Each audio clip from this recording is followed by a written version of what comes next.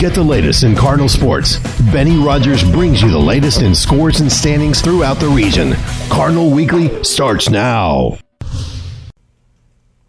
Hello and welcome to another edition of Cardinal Weekly presented by the Cardinal Sports Network. I'm Benny Rogers, the Sports Information Officer here at Trinity Valley Community College, and this is our weekly look at the world of sports here at TVCC. I trust you all had a great Thanksgiving holiday break. Our basketball team sure did. They didn't get a break. They were real busy, but it was a successful week of being busy. We'll start with the Lady Cardinals. They played 3 games last week, and the first 2 games were over unbeaten and nationally ranked teams. The Lady Cardinals defeated Weatherford 93-69 here at home last Wednesday, and Weatherford was number 7 and unbeaten at the time, as I mentioned. And then on Friday, they defeated number 15 and unbeaten Northeast Oklahoma 83-61. That led to Saturday when they played Austin Elite 100-59 with a victory. That was 47 straight wins now for the Lady Cardinals, making them 11-0 in the season. Now, we got to back up just a little bit and talk about the Northeast Oklahoma game. There was a situation in the game in which the Lady Cardinals left the bench to attend to an incident on the floor, which has resulted in 6 players being suspended for 2 games. That went into effect for Friday, which created a problem because with a 10-player roster, that only left 4 players for Coach Elena Lovato to field a team on Saturday against Austin Elite.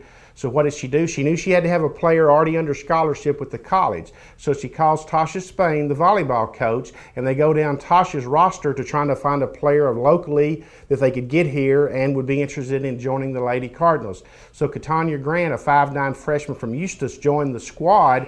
And did she ever join the squad? She scored 11 points, including 2 3-pointers, and she also had 4 rebounds in the 100-59 win over Austin Elite. Now, as a result of performance, she's been asked to join the Lady Cardinals for the rest of the year, and so the Lady Cardinals now have an 11-player active roster. Of course, Kiana Vines is also on the roster, but she's tore an ACL before the season began and had surgery, and she's lost for the season. I should also mention in that win over Austin Elite that Shalante Allen had a brilliant game. She scored 33 points, pulled down 21 rebounds, had 6 assists, and blocked 5 shots. Savannah Carter had 28 points and 26 rebounds. So that's not a shabby game either. And Crystal Henderson also had a double-double with 20 points and 11 rebounds. The Lady Cardinals are scheduled to go to Weatherford for a rematch Saturday at 2 p.m.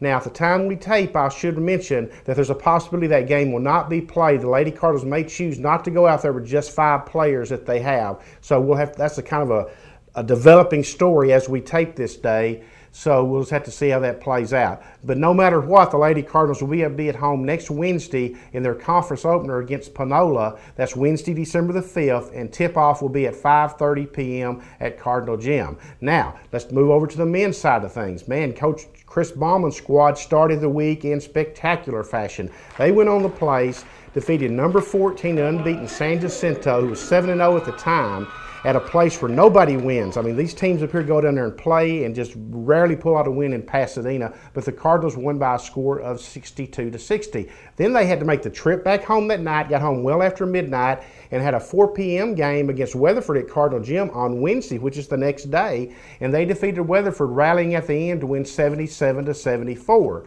That set up a game with Houston Blaze at home on Saturday, and the Cardinals handled that one 86-76. Carl Porter led the scoring in that game over the Blaze with 16 points. Josh Gentry had 12, Dominic Elliott 11, Karan Phillips and Mike Miller had 10 each. That made the Cardinals 8-2 overall and 1-0 in conference play. The Cardinals were scheduled to be at home Wednesday night against Lamar State Port Arthur and travel Friday night to face the Texas Wesleyan JV, a team they defeated earlier this season 73-50 in a game played at Corsicana.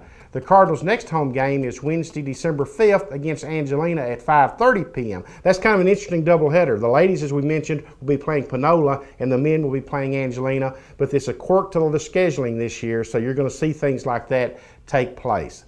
That's going to wrap it up for this week. We'll have one more edition of Cardinal Weekly before the Christmas break, and that'll be next week, and we'll look forward to seeing you then. Until then, for Cardinal Sports Network, this is Benny Rogers reporting.